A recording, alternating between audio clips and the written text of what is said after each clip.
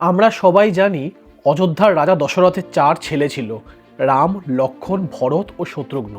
কিন্তু একটা প্রশ্ন কখনো ভেবেছো, রামের কি কোনো বোন ছিল? অনেকেই জানে না, কিন্তু কিছু পুরাণ ও আঞ্চলিক কাহিনী বলছে রামের এক দিদি ছিলেন, তার নাম শাতা। শাতা ছিলেন রাজা দশরথ ও কৌশল্যার কন্যা, কিন্তু রাজ্যের কোনো এক রাজনৈতিক কারণে তাকে দত্তক দেওয়া হয় অঙ্গদেশের রাজা রমাপদার কাছে। পরে শাতার বিবাহ হয় ঋষি ঋষশৃঙ্গের সঙ্গে।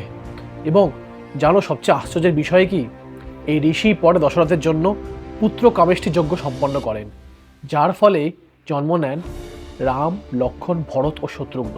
অর্থাৎ রামের জন্মের পেছনে তার দিদির ভূমিকা ছিল।